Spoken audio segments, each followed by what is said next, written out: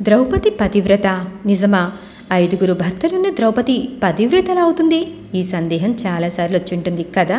ఆ సందేహం శుద్ధ దండగా. ఎందుకంటే ద్రౌపది నిజంగా పతివ్రతే. అదెలా అని బుర్ర ఓరెంజ్లో బ్యాన్ చేస్తుంది కదా. ఒక భర్త గల స్త్రీ పతివ్రత అవుతుంది, కానీ 5గురు భర్తలు గల ద్రౌపది పతివ్రత ఎలా అవుతుందండి?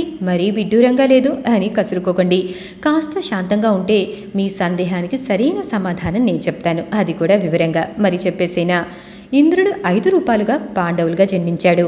అతని భార్య సచీదేవి ద్రౌపదిగా జన్మించింది. ముందుగా ఓ చిన్న లెక్క. ఓ రూపాయికి 100 పైసలు, 10 పైసలు 10, పావలాలు 4, అర్ధ రూపాయలు 2. అలాగే పాండవులు 5గురు కలిస్తేనే ఇంద్రుడు. ఏ ఒక్కరు తగ్గినా పూర్తి ఇంద్రుడు కాదు. అలాగే పంచపాండవులు ద్రౌపది నవమాసాలు మాతృగర్భంలో ఉండి యోనిజనులుగా జన్మించిన వారు కాదు. వీరందరూ ఆ యోనిజులే. ద్రౌపది యజ్ఞకుండం నుంచి ఉద్భవించిన కారణ జన్మురాలు.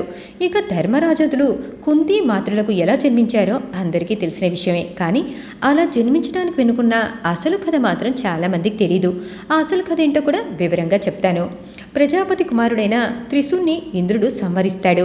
ఆ కారణం చేత ఇంద్రునికి బ్రహ్మహత్య పాతకం సంక్రమిస్తుంది. దాంతో సర్వలోకాధిపత్య అర్హతను కోల్పోతాడు. అప్పుడు ఇంద్రుడు దేవగురువైన బృహస్పతిని కలిసి బ్రహ్మహత్య పాతకం పోయే మార్గం చెప్పమని అడుగుతాడు. మహేంద్ర, ఎంతటి పాపమైనా తపస్సుతో తొలగిపోతుంది కనుక తపస్సు చెయ్యి.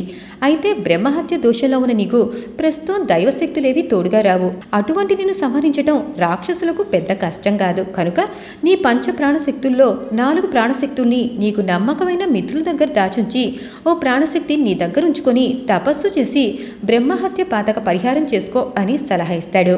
గురుదేవుని ఆదేశంతో మహేంద్రుడు తన 4 ప్రాణశక్తుల్ని యముడు, వాయువు, అశ్విని దేవతల దగ్గర దాచి తపస్సు ప్రారంభిస్తాడు. పాండురాజు భార్యలైన కుంతి మాతృలు దుర్వాసును అనుగ్రహించి సంతాన సఫల్య మంత్రమహిమతో పంచపాండవులకు తల్లులయ్యారు.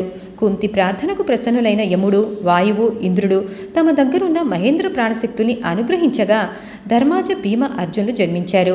ఇక మాతృ ప్రార్థనకు ప్రసన్నులైన అశ్విని దేవతలు తమ దగ్గరున్న మహేంద్ర ప్రాణశక్తుల్ని అనుగ్రహించగా నకల సహదేవులు జన్మించారు. కనుక పంచపాండవులు 5గురు కలిస్తే ఇంద్రుడు. ఏ ఒక్కరు తగ్గినా పరిపూర్ణ ఇంద్రుడు కాదు. ఇక ఇంద్రుడు బ్రహ్మహత్య పాతక నివారణకై తపస్సు చేస్తున్న కాలంలో అతని భార్య సచీదేవి అసురుల ఆగడాలకు భయపడి తన భర్త తిరిగొచ్చే వరకు తనకు ఆశ్రయం ఇవ్వమని అగ్నిదేవుణ్ణి అర్థిస్తుంది. ఆయన నీళ్ళలో కాలం గడుపుతుంది. తన భర్త అయిన మహేంద్రుడు 5 రూపాలతో భూలోకంలో జన్మించాడని తెలుసుకున్న సచీదేవి యజ్ఞకుండం నుంచి ద్రౌపదిగా జన్మించి పంచపాండవులకు అర్ధాంగైంది. భౌతికంగా పాండవులు 5గురుగా కనిపిస్తున్నా నిజానికి వారందరూ కలిసి ఒక్కరే. ఒక్కరితో ధర్మబద్ధమైన సంసార యాత్ర సాగించిన ద్రౌపది ఖచ్చితంగా పతివ్రతే, సందేహం లేదు. ఆమె పంచభర్తృక కాదు. ఇంకా సందేహాలుంటే పురాణాలు చదవండి, వాటినే నమ్మండి. ఈ కథ మార్కండేయ పురాణంలో ఉంది. ఇంకేం కుదిరితే మార్కండేయ పురాణాన్ని ఓసారి చదవండి.